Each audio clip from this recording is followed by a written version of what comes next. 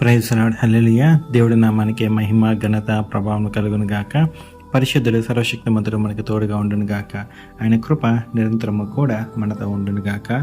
ఈ ఉదయకాల సమయంలో దేవుడు మనతో మాట్లాడుచున్న మాట యోనా గ్రంథంలో నుంచి 1వ అధ్యాయము 17వ వచనము. గొప్ప మత్స్యము ఒకటి యోనాను మృంగవలనని యెహోవా నియమించి ఉండగా యోనా 3 దినములు ఆ మత్స్యము యొక్క కడుపులో నుండెను. హల్లెలూయా. చూడండి, గొప్ప మత్స్యము అంటే గొప్ప చేప మింగవలనని ఎవరు ఆజ్ఞాపించి ఉన్నారు? దేవాది దేవుడే ఆ మత్స్యానికి ఆజ్ఞ ఇచ్చినాడు. ఎందుకని? మరి యోనా మరి దేవుని యొక్క ప్రవక్తే కదా. మరి యోనాను దేవుడు ఎన్నుకున్న దేవుని యొక్క మనుషుడే కదా. మరి ఎందుకు దేవుడు యోనాని మత్స్యంలో ఉంచుటకు, అంటే 3 దినములు ఉంచుటకు దేవుడు ఆజ్ఞాపించున్నాడంటే, యోనా చేసిన పొరపాటు ఏంటంటే, దేవుడు ఒక మార్గంకి వెళ్ళమంటే మరి యోనా ఇంకొక దారి వెతుక్కుంటాడు. దేవుడు ఒకవైపు ప్రయాణించమంటే ఈయన తన సొంత నిర్ణయాలతో ఇంకొక వైపు వెళ్తాడు. దేవుడు ఒక పని చేయమంటే ఈయన ఇంకొక పని చేయమంటాడు. చూడండి, దేవుడేమో నినెవీ పట్టణానికి వెళ్ళి నినెవీ పట్టణస్థుల మనసులు, హృదయాలని హెచ్చరించమని చెప్తాడు. వారు చేసిన తప్పుల్ని గద్దించమని చెప్తాడు. ఈయనేమైతాడంటే నినెవీ పట్టణానికి, ఆ మనుషులకి భయపడి తారిషి పట్టణం వైపు ఓడవెక్కి వెళ్ళిపోతాడు. చూడండి, గొప్ప దేవుడు ఆయన ఒక మాట చెప్పాడు అంటే అది మనం చేయాల్సిందే. అది ఏ పట్టణమా, ఏ ప్రజలా, లేకపోతే ఆ పట్టణంలో ఎవరున్నారా, అది మనకు అనవసరం. ఎందుకంటే సమస్తము పైనుండి చూచేవాడు ఆయన ఉన్నాడు కాబట్టి, ఆయనే మనకి ఆజ్ఞాపన ఇచ్చాడు కాబట్టి మనం ఆ పట్టణానికి వెళ్ళాలి, ఆ ప్రాంతానికి వెళ్ళాలి. ఈ రోజుల్లో కూడా చాలామంది దేవుడు ఒక పని చెప్తే ఇంకో పని చేస్తారు. దేవుడు ఒక దగ్గరికి వెళ్ళమంటే ఇంకొక దిక్కు వెళ్తారు. దేవుడు ఒక దగ్గర పరిచర్య చేయమంటే వారికి ఇష్టమైన ప్లేసెస్ వెతుక్కుని అక్కడ పరిచర్యలు చేస్తూ ఉంటారు. అలా కాదు. దేవుడు ఏ ప్రాంతము చూపించున్నాడో, ఏ పల్లె చూపించున్నాడో, ఏ గ్రామం చూపించున్నాడో అదే ప్రాంతానికి వెళ్ళి దేవుని పని చేయాలి. కానీ మరి మనకిష్టం వచ్చినట్టు వేరే వేరే ప్రాంతానికి వెళ్ళి దేవుని పని మన సొంతంగా మనం ఎప్పుడు కూడా అది కోరుకోకూడదు.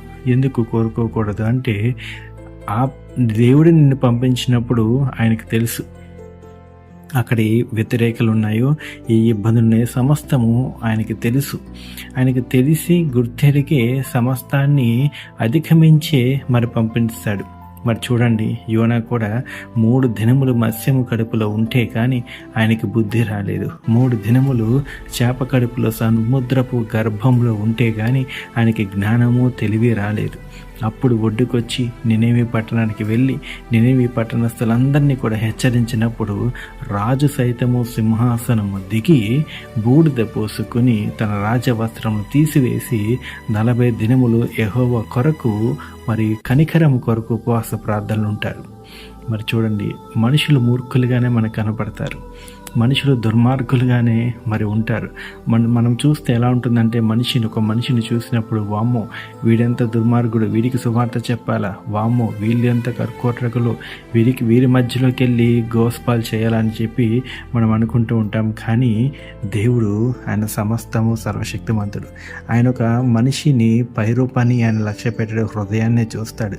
ఆ హృదయంలో దేవుని యొక్క యోనా నుంచి వచ్చిన మాటకి పరిశుద్ధాత్మ దేవుడు హృదయంలన్నిటిని కూడా కలవరపరిచేశాడు. నినెవీ ప్రాంతస్తులందరూ మహారాజుతో సహా అందరూ భయపడిపోయి గడగడలాడిపోయి దేవుని యొక్క మాటకి లోబడి ఉపవాస దినములు ఆచరిస్తున్నారు. చూసారా ఎంత గొప్ప దేవుడో.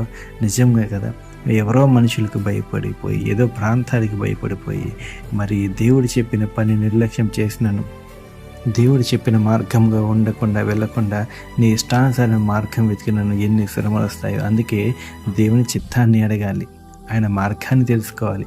నీ మీద ఆయనకే పని ఉందో, నీ మీద ఆయనకి ఏ ప్రణాళిక ఉందో అది తెలుసుకుని మనం ముందుకు వెళ్ళాలి, జ్ఞానంతో వెళ్ళాలి. కానీ చూడండి, జ్ఞానము, పరిశుద్ధాత్మ శక్తిని కలిగి మనం వెళ్ళాలి. కానీ ఇలా ఇష్టం వచ్చినట్టు మరి వ్యతిరేకంగా నీ సొంత ఆలోచనలో వెళ్తే గనక యోనాకి వచ్చిన స్థితి నీకు వస్తుంది. అందుకే దేవాది దేవుడు అంటున్నాడు, నేను చెప్పిన మార్గం ఉండా నీవు వెళ్ళను, నేను ఏ మాట నీకు చెప్పానో ఆ మాట ప్రకారమే నువ్వు నడుచుకో.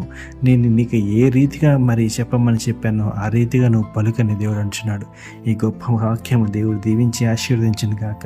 ప్రార్థన చేసుకుందాం. పరిశుద్ధుడవు, సర్వశక్తిమంతుడు, సర్వాధికారి, మీకే వందనాలు, మీకే కృతజ్ఞతాస్తుతులు చెల్లిస్తున్నామయ్యా. రాజాది రాజు, దేవాది దేవుడు, నీకే వందనాలు, మీకే కృతజ్ఞతాస్తుతులు చెల్లిస్తున్నాం. అవును నా పరమ తండ్రి, యోనాలాగా మేము ఉండకూడదు నా పరమ తండ్రి. అయ్యా, నువ్వు నీ చిత్తమైన పని మేము చేయాలయ్యా. నువ్వు చూపించిన మార్గంలో మేము నడవాలయ్యా. అయ్యా, నువ్వు ఎవరికి ఏమి చెప్పమంటావో నా పరమ తండ్రి, అది చెప్పువారుగా ఆ ధైర్యం మాకు దయచేయండి అయ్యా. నా పరమ తండ్రి యేసయ్యా, ఇరుకుల్లోకి, ఇబ్బందుల్లోకి నా పరమ తండ్రి వెళ్ళకుండా మా సొంత తెలివిలు, జ్ఞానాన్ని నా పరమ తండ్రి ఆలోచించుకొని పరమతండ్రి ఇబ్బందులో పడకుండా అయ్యా నా పరమతండ్రి నీ చిత్తం దయచేయండి, నీ మార్గం దయచేయండి నా పరమతండ్రి, నీ కృప దయచేయమని అడుగుతున్నాను నా పరమతండ్రి. ఉదయకాల సమయంలో ఎంతమంది దీనిలో అల్పులు ఉన్నారో జ్ఞాపకం చేసుకోండి. ప్రతి ఒక్కరిని దీవించండి, ఆశీర్వదించండి నా పరమతండ్రి. ప్రతి ఒక్కరికి తోడుండి ముందుకు నడిపించమని అడుగుతున్నామయ్యా. అదే రీతిగా హోలీ స్పిరిట్ అడ్మినిస్ట్రేషన్ కూడా జ్ఞాపకం చేసుకోమని దీవించి ఆశీర్వదించండి నా పరమతండ్రి. అయ్యా, నీ దాసుని దాసురాలను కూడా జ్ఞాపకం చేసుకోమని, ఈ వాక్యం ఇచ్చిన ప్రతి బిడ్డని దీవించి ఆశీర్వదించమని నజరేయుడైన యేసుక్రీస్తు నామంలోనే ఈ ప్రార్థన అంతా కూడా అడిగి వేడుకుంటున్నాం నా పరమ తండ్రి. ఆమేన్, ఆమేన్, ఆమేన్.